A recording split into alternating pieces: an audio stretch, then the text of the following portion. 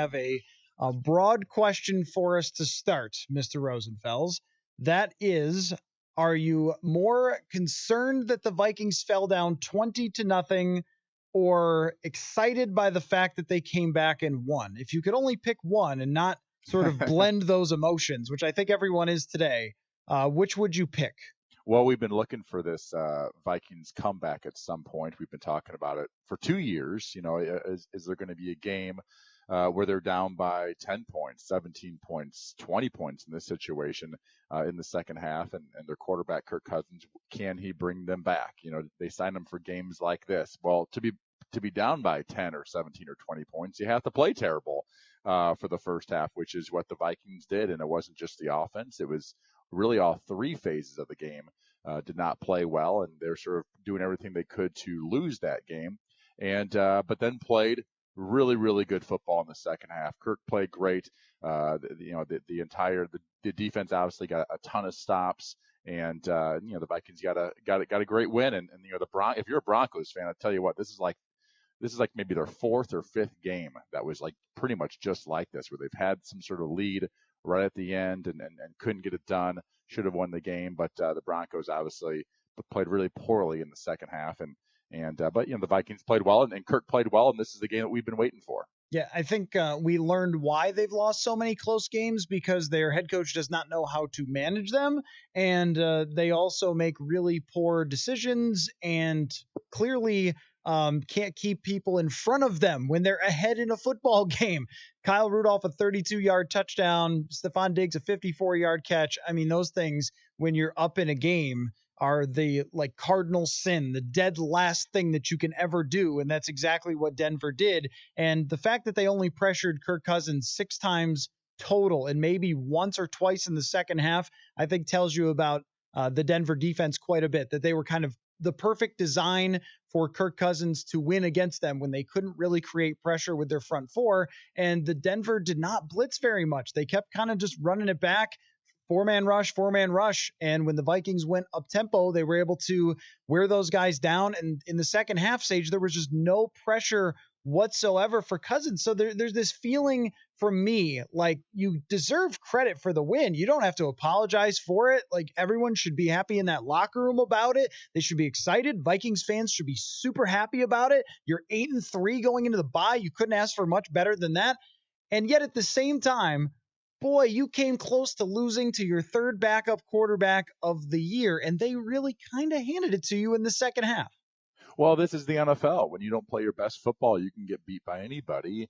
And the Vikings were playing so poorly that it didn't matter. They could have been playing I'm trying to think who's the worst team. The Bengals right now, the worst team. I mean, the Bengals could have got a 10-point lead, I think, on the Vikings at halftime. By the way, Minnesota played in that first half. I mean, everything they tried to do didn't work offensively. They did give up 5 sacks in the ball game, despite the fact that he wasn't blitzed a lot. The O-line struggled in some spots. There were some TFLs, tackles for loss, in the running game. This is one of those games where they couldn't run the football very well. Yep. And we have not seen that very often this year, if at all, where there was really, they had 37 yards rushing in that ball game, but yet somehow still found a way to come back and score touchdowns and huge touchdowns.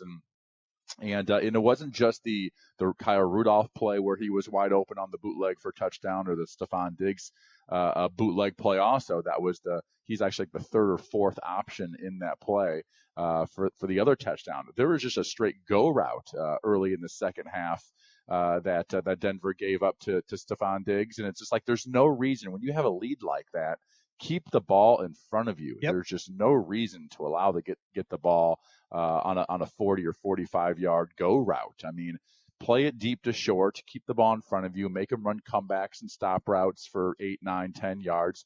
Give those to them, make it earn it down the field. I don't know what the Denver defense was doing that secondary a lot in that second half, but congrats to Kirk Cousins and that whole crew for taking advantage of a team that sort of does not know how to win football games right now. So I think it's pretty clear that if the Vikings played like they did in the first half of that game, you said Cincinnati could have been up on them. Well, how about how much Seattle would have been up on them, or Green Bay? And they're going to play those two teams shortly here. Let's diagnose, Sage, what happened in the first half. I think it starts with the quarterback looking shaky, and it's very hard to predict with Kirk. I mean, we've brought up before the primetime stats, and I've never really believed in them. And there's the when he plays good defenses or when this or that. We try to like pin it down. So when is Kirk going to look like that? And I think the answer is you really don't ever know. And I don't know what Denver was doing. I haven't had a chance to look at the film yet because they don't post it until usually Monday night or Tuesday morning to figure out what Denver was doing early in the game. But a lot of times it looked like Kirk Cousins just standing in the pocket, standing in one spot, not getting rid of the football, not getting it out, checking down to the fullback when the other team jumps off sides, and you should just heave it down the field to somebody because it doesn't matter. And we see Aaron Rodgers do that all the time. Like basic things that he's succeeded with just were not there in the first half. And you could see why they got shut out when Delvin Cook wasn't able to run the football. So in your mind, what was it that got them down 20-0? Well, offensively, it was sort of a mix of, it was always someone's turn to screw up. That's a phrase that gets used sometimes where it's like, hey, 10 guys did a perfect job on that play, but somebody screwed up. They had a couple holding penalties. There were some incomplete passes. There were some batted down balls. Obviously, the sacks. We all know when the Vikings get behind the chains, second 20, third and 14, when they get sacked, it's very, very hard for them to come back from that. And so just one player would screw up on a play. Again, in the running game, there's be some tackles for losses on the other side of the football, and they couldn't get things going. And there were a couple of blitzes where Kirk read the thing right, but sometimes you go through your reads and the defense just sort of has the right defense for the play you had on. I mean, there was a strong dog or a Sam Mike blitz coming from the field, and Kirk went weak. Usually you get that halfback, the running back in the flat route for a nice gain, but Von Miller's the dropper on that play, and when he dropped, he didn't drop into more of the zone coverage, which a lot of times they do. He dropped more of a man coverage spot and basically just guarded Dalvin Cook, and so you don't get a first down. There's like some bad luck also involved in that. So the Vikings created some of their own mess, but sometimes you just do run into bad luck, and we all know their offense is better than that. And you sort of had a feeling, at least I did. I had a feeling that they were going to come out in the second half and play better. I didn't know they were going to score, 27 points and turn the whole thing around, but I had a good feeling that they were going to get, they're going to have 200, 250 yards of offense in the second half, and they came right out, and that first drive is huge. You're down 20-0 at halftime to come down the field and score a touchdown that first drive. It's no longer a 3 touchdown game basically at that point, and still a ton of half left, and only being down by 13 points with all that half left. They had to feel good about that.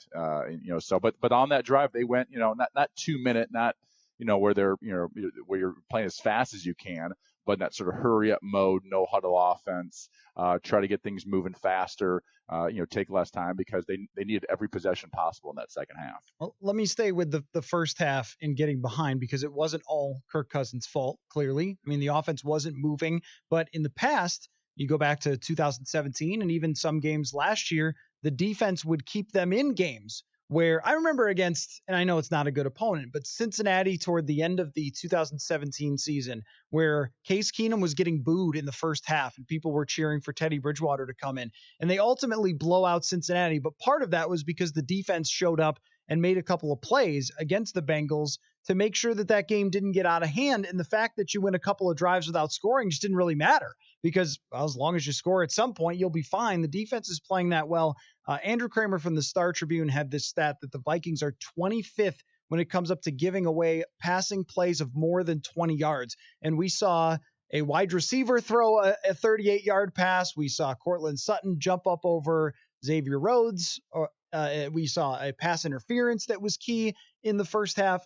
Sage, this continues to be a pretty mega problem for the Vikings of giving up big plays. And I thought part of the reason they were able to come back and win is that Denver just wasn't as aggressive throwing down the field in the second half and continuing to test Xavier Rhodes and continuing to test Trey Waynes.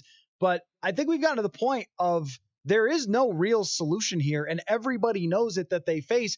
And giving up 20 points and a half to Brandon Allen should be pretty concerning. Well, there's some plays that they hit, and we play man-to-man coverage, and they took a shot deep. They actually ran that burner play that I created that video for the website a couple of weeks ago. They ran that. And they hit Sutton on about a 45 or 50 yarder down the field, and he just basically went up. It was good coverage, just went up and grabbed it. And I did not realize how good he is. I've Yeah, seen he's him a good play player. some.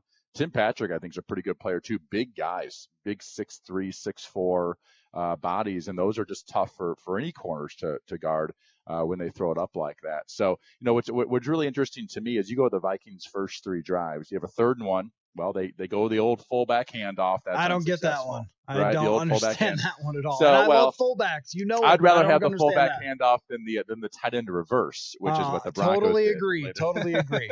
As the Broncos did everything they could to lose the game, that was one that got buried, but that is definitely one that deserves to be mentioned. The tight end reverse. Are you kidding? Obviously, Rich Scangarello, the offensive coordinator for the Broncos, really likes Noah Fant. I mean, they drafted him in the first round, and they really try to do a lot of things with him, and I don't think he's that good. I mean, even the last play of the game, he was the guy. The last 2 plays of the game, he was the guy they went to at crunch time, and I saw him play at Iowa for years, and he wasn't really ever a crunch time, type player. Very talented guy and has the speed and those types of things, but not a guy.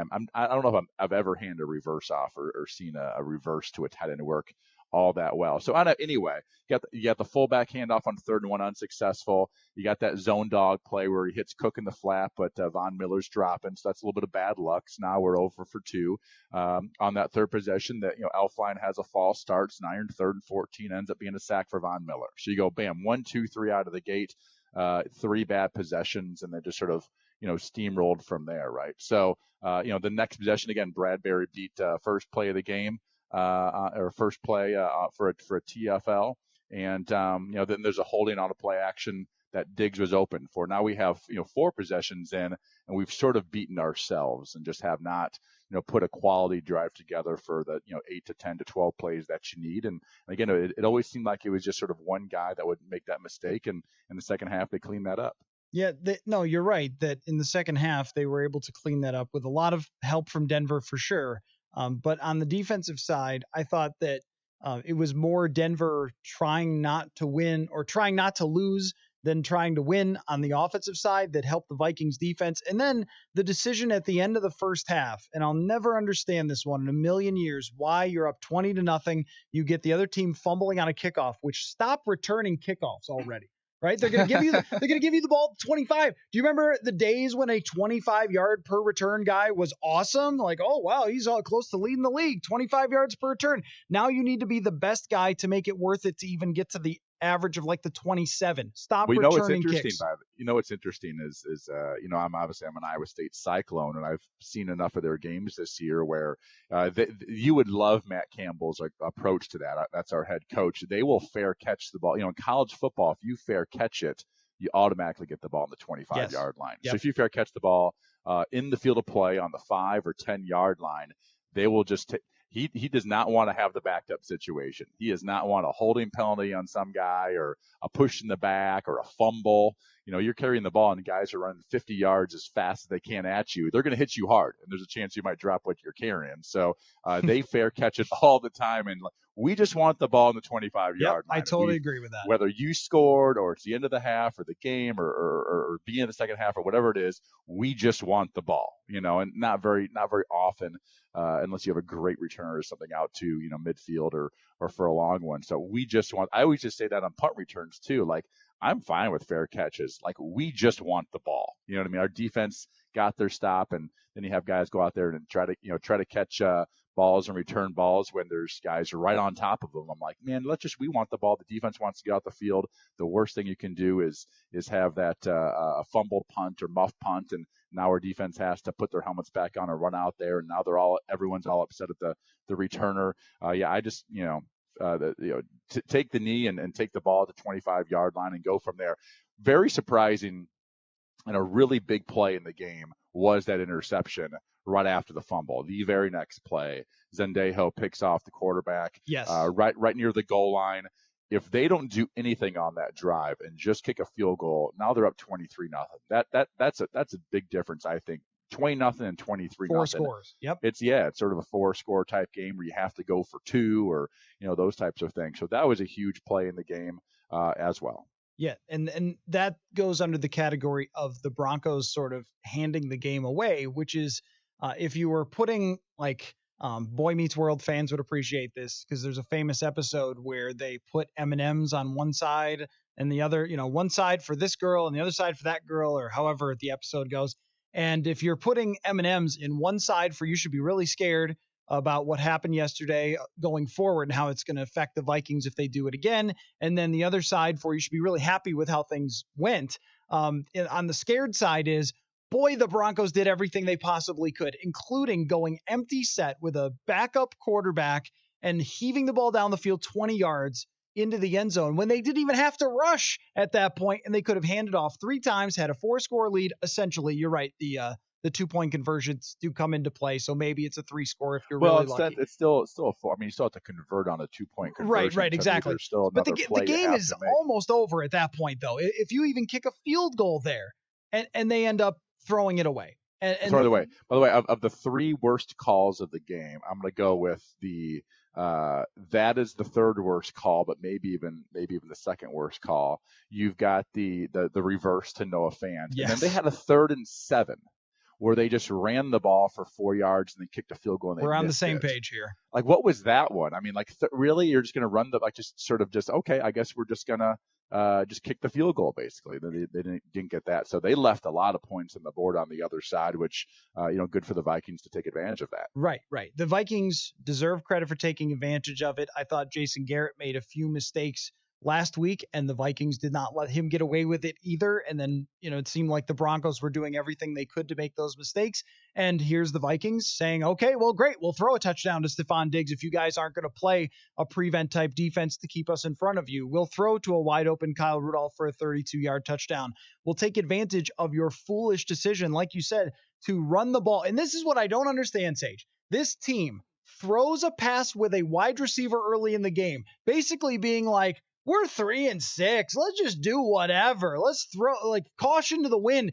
You get to the end of the game, and here's head coaches, always being head coaches, scared. Let's run the ball. Let's kick a long field goal, which I don't think these coaches understand field goal percentages. That field goal is only a 7 in 10 shot, which means you miss it pretty regularly, right? And boom, he misses it. Gives the Vikings perfect field goal position to go win. Why, if you're going to run there and get 5 yards, then why not just go for it at that point? It's 4th and 2. You've been running on them. Your quarterback's a good athlete. You're playing pretty well. I mean, this is what ends up happening in my head a lot, Sage, with this game is it's very hard to talk about all the excellent things the Vikings did without also being like, wow, if I'm in Denver today, I'm losing my freaking mind on the radio.